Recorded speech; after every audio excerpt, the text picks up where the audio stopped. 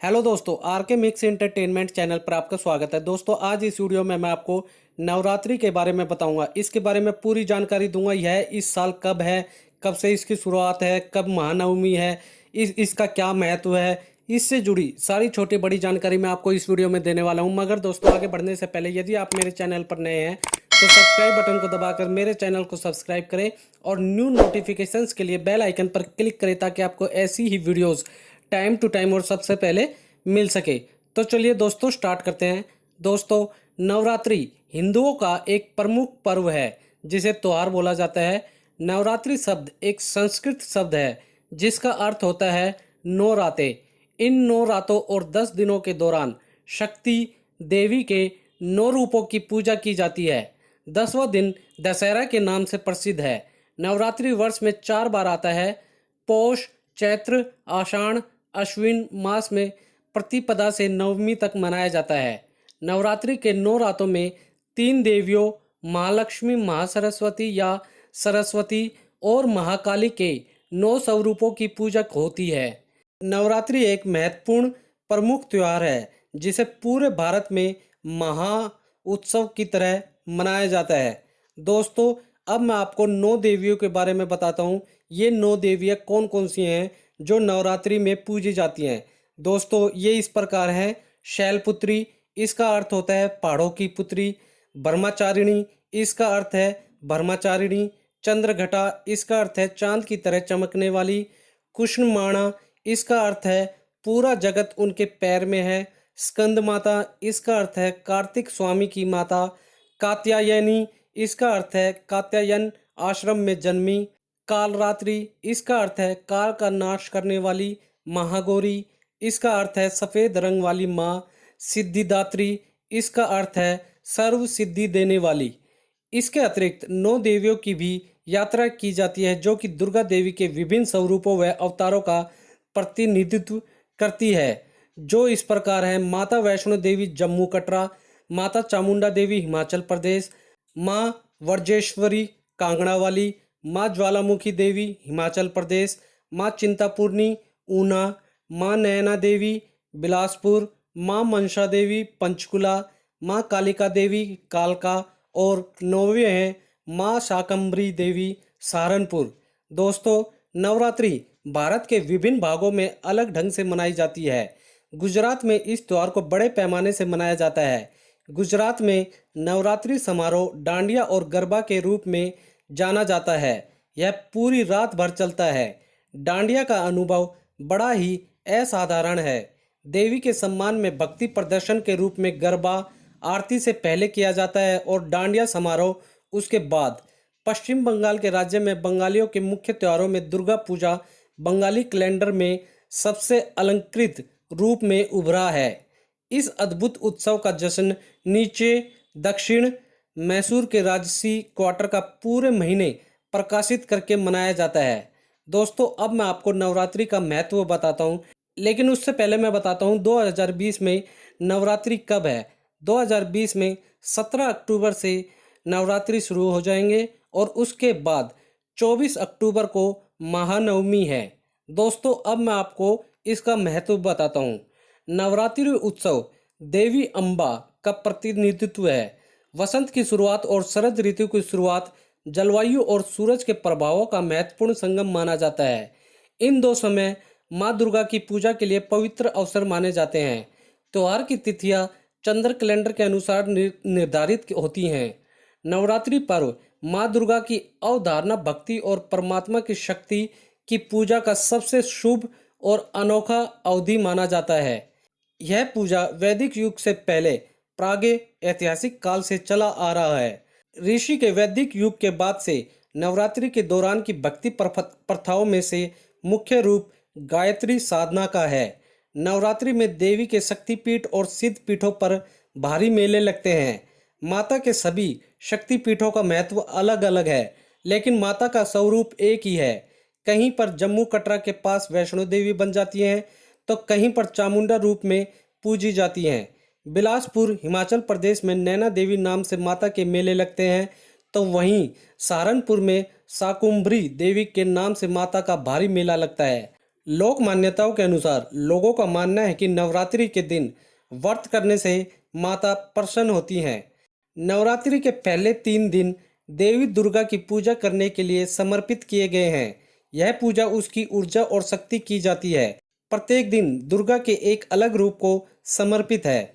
उसके बाद नवरात्रि के चौथे से छठे दिन क्या होता है, व्यक्ति जब अहंकार, क्रोध, वासना और अन्य पशु प्रवृत्ति की बुराई प्रवृत्तियों पर विजय प्राप्त कर लेता है, वह एक शून्य का अनुभव करता है। यह शून्य आध्यात्मिक धन से भर जाता है। प्रयोजन के लिए व्यक्ति सभी भौतिकवादी आध्यात्मिक धन और समृद्धि प्राप्त करने के लिए देवी लक्ष्मी की पूजा करता है। नवरात्रि के चौथे, पांचवें और छठे दिन लक्ष्मी, समृद्धि और शांति की देवी की पूजा करने के लिए समर्पित है। व्यक्ति बुरी प्रवृत्तियों और धन पर विजय प्राप्त कर लेता है, पर वह अभी सच्चे ज्ञान से वंचित है। ज्ञान एक मानवीय जीवन जीने के लिए आवश्यक है, भले ही वह सत्ता और धन के साथ समृद्ध है। इसलिए नवरात्रि के पांचवें दिन देवी सरस्वती की पूजा की जाती है। सभी पुस्तकों और अन्य साहित्य सामग्रियों को एक स्थान पर इकट्ठा कर दिया जाता है और एक दिया देवी आह्वान और आशीर्वाद लेने के लिए देवता के सामने जलाया जाता है। अब मैं सातवें और आठवें दिन के बारे में बताता हूँ। सातवें दिन कला और ज्ञान की देवी सरस्वती की पूजा की जाती है।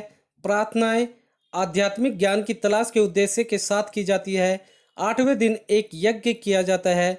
यह एक बलिदान है जो देवी दुर्गा को सम्मान तथा उनको विदा करता है। और जो नवरात्रि का 9वां दिन होता है वह इस प्रकार है। 9वां दिन नवरात्रि का अंतिम दिन है। यह महानवमी के नाम से जाना जाता है।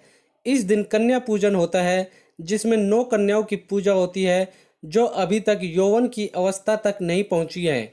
इन 9 कन्याओं को देवी दुर्गा के 9 रूपों का प्रतीक माना जाता है। कन्याओं का सम्मान तथा स्वागत करने के लिए उनके पैर धोए जाते हैं। पूजा के अंत में कन्याओं को उपहार के रूप में नए कपड़े प्रदान किए जाते हैं या जो भी व्यक्ति की इच्छा हो वो प्रदान करता है। अब मैं आपको नवरात्रि से जुड़ी प्रमुख कथा बताता हूँ। लंका युद्ध में ब्रह्मा जी ने श्री राम से रावण वध के लिए चंडी देवी का पूजन कर देवी को प्रसन्न करने को कहा और बताए अनुसार चंडी पूजन और हवन हेतु दुर्लभ 108 नील कमल की व्यवस्था की गई। वहीं दूसरी ओर रावण ने भी अमरता के लोभ में विजय कामना से चंडी पाठ प्रारंभ किया। यह बात इंद्रदेव ने पवन देव के माध्यम से श्री राम के पास पहुंचाई और परामर्श दिया कि चंडी पाठ यथासंभव पूर्ण होने दिया जाए। इधर हवन सामग्री में पूजा स्थल से एक नील कमल रावण की मायावी शक्ति से गायब हो गया और राम का संकल्प टूटता सा नजर आने लगा। भय इस बात का था कि देवी मां रुष्ट न हो जाए। दुर्लभ नील कमल की व्यवस्था तत्काल असंभव थी। तब भगवान राम को सहज ही स्मरण हुआ कि मुझे लोग कमल नयन नव कंच लोचन कहते हैं, तो क्यों न संकल्प पूर्ति हेतु एक नेत्र अर्पित कर दिया जाए। और प्रभु राम जैसे ही तुणीर से एक बाण निकालकर अपना नेत्र निकालने के लिए तैयार हुए, तब देवी प्रकट हुई, हाथ पकड़कर कहा, राम मैं प्रसन्न हूँ और विजय श्री का आशीर्वाद देती हूँ। वहीं रावण के चंडी पाठ में यज्ञ कर रहे ब्राह्मणों की सेवा में ब्राह्मण बालक का रूप धरकर हनुमान जी सेवा में जुट गए।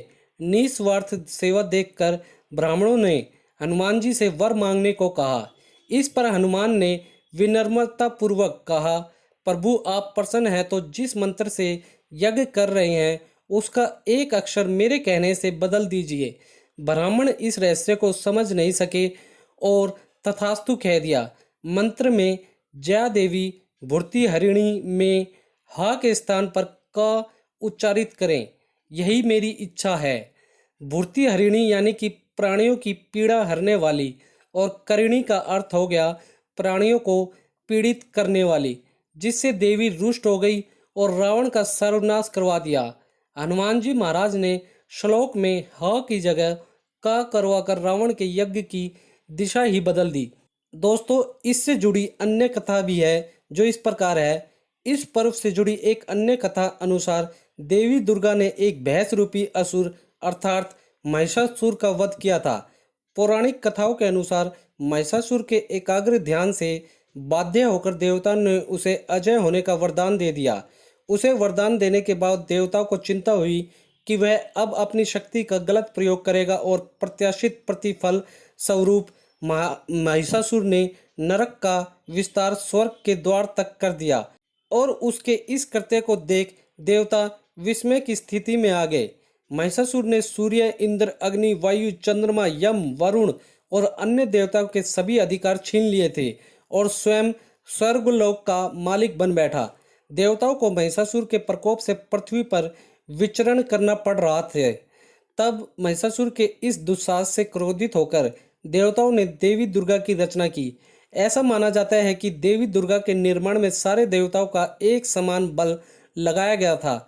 महिषासुर का नाश करने के लिए सभी देवताओं ने अपने शस्त्र अस्त्र देवी दुर्गा को दिए थे और इन देवताओं के सम्मिलित प्रयास से देवी दुर्गा और बलवान हो गई थी। इन 9 दिन देवी महिषासुर संग्राम हुआ और अंततः महिषासुर वध कर महिषासुर मर्दिनी कहलाई। दोस्तों, आप लोग शायद सोच रहे होंगे कि नवरात्रे तो पूरे साल में 2 ही होते हैं, लेकिन मैंने 4 कैसे बोला। दोस्तों, 2 नवरात्रे तो वो होते हैं जिसे सभी लोग जानते हैं, मगर 2 नवरात्रे और होते हैं पूरे साल में जिन्हें गुप्त नवरात्रे बोला जाता है, लेकिन इन्हें कम लोग ही जानते हैं, इसलिए मैंने 4 नवरात्रों के बारे में वर्णन किया है। दोस्तों, अब मैं आपको नवरात्रों में किए जाने वाले धार्मिक कार्यों के बारे में बताता हूँ। चौमासे में जो कार्य स्थगित किए गए होते हैं उनके आरंभ के लिए साधन इसी दिन से जुटाए जाते हैं। क्षत्रियों का यह बहुत बड़ा पर्व है। इस दिन ब्राह्मण सरस्वती पूजन तथा क्षत्रिय शस्त्र पूजन आरंभ करते हैं। विजयदशमी या दशहरा एक राष्ट्रीय पर्व है, अर्थात आश्विन शुक्ल दशमी को सायकाल तारा उदय होने के समय विजय काल रहता है। यह सभी कार्यों को सिद्ध करता है। आश्विन शुक्ल दशमी पूर्वी विधा निषिद्ध, पर्व विधा शुद्ध और श्रवण नक्षत्र युक्त सूर्य द्रव्यापरी सर्वश्रेष्ठ होती है। अपराह्न काल श्रवण नक्षत्र तथा दशमी का प्रारंभ विजय यात्रा को मुहूर्त माना गया है।